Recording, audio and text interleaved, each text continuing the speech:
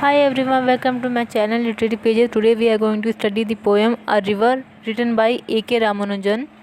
First of all, I will discuss about the poet A.K. Ramanujan. A.K. Ramaनुजन की birth 1929 Mysore में हुई थी। उनकी डेथ 1993 में हुई थी। उन्होंने एजुकेशन महाराजास कॉलेज में ली थी। उनकी फेमस वर्क्स हैं second side, the interior landscape etcetera, a big name in post independence Indian writing in English.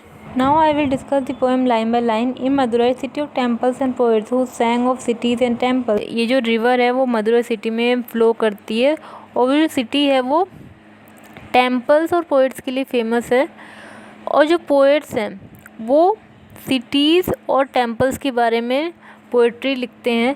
Every summer a river tries to a trickle in the sand. और हर गर्मियों में वो जो रिवर है वो जब सूख जाती है तो उसकी जो नीचे की सैंड है वो भी दिखने लगती है.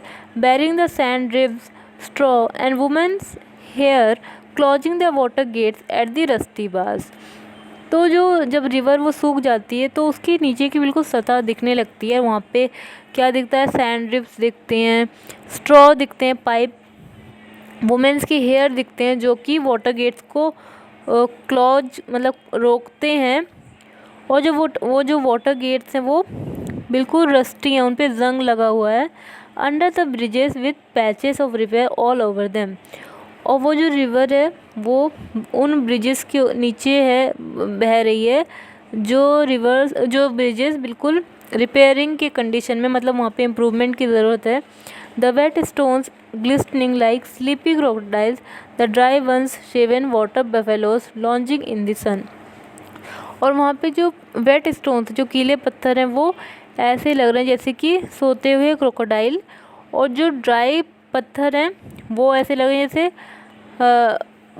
बफेलोज खड़ी हों. लॉन्जिंग का मतलब होता है स्टैंडिंग इन अ लेज़ी वे, जैसे बफेलो बिल्कुल लेज़ी वे में खड़ी हो सन के नीचे. The poets sang only of the floods, he was there for a day. जो पोइट्स हैं वो सिर्फ जब उस नदी में बाढ़ आती है तो उसी के बारे में बात करते हैं, सिर्फ फ्लड के बारे में. तो जो पोइट हैं वो एक दिन के लिए वहाँ पे गए. When they had the flood, जब वहाँ पे बाढ़ आई थी. People everywhere talked of the inches rising of the precise number of cobbled steps. तो जो लोग वहाँ पे थे वो हर जगह यही बात कर रहे थे कि कैसे कितने इंचेस पानी राइज किया, मतलब कैसे पानी कितना ऊंचा पे मतलब गया था जब बाढ़ आई थी. और प्रिसाइज मतलब एग्जैक्ट. और कोबल्ड स्टेप, मतलब कोबल्ड का मतलब होता है मेड ऑफ राउंड स्टोन, कि कितनी ऊंची सीढ़ियों तक पानी गया था. उनके एग्जैक्ट नंबर वो लोग वहाँ के बता रहे थे. Run over by the water, कि वाटर के नीचे कितने स्टेयर्स गई थी. Rising on the bathing places, और कैसे पानी बाथिंग प्लेसेस पे भी गया. And the way it carried off 3 village houses और 1 pregnant women and a couple of cows named Gopi and Vrinda as usual. तो और कैसे वो जो पानी था उसने गांव के 3 घर बहा के अपने साथ ले गया, एक प्रेग्नेंट वुमेन को ले गया बहा के, और 2 काउस को ले गया. उन काउस का नाम था गोपी और वृंदा.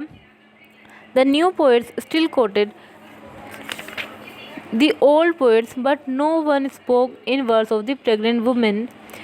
जो न्यू पोएट्स हैं वो अभी भी पुराने पोएट्स को ही कोट करते हैं, मतलब पुराने पोएट्स की तरह ही लिखते हैं. कोई भी उस प्रेग्नेंट वुमेन जो उस बाढ़ में डूब गई उसके बारे में बात नहीं करता. With perhaps twins in her kicking at blank walls even before birth. Blank walls यहाँ पे वूम के लिए आया है, तो शायद वो जो वुमेन थी वो ट्विन से प्रेग्नेंट थी, और वो जो ट्विंस थे वो उस मदर की वूम पे किकिंग कर रहे थे. उनकी बर्थ से पहले वो वुमेन भी उस बाढ़ में डूब गई. He said the river has water enough to be poetic about only once a year and then it carries away.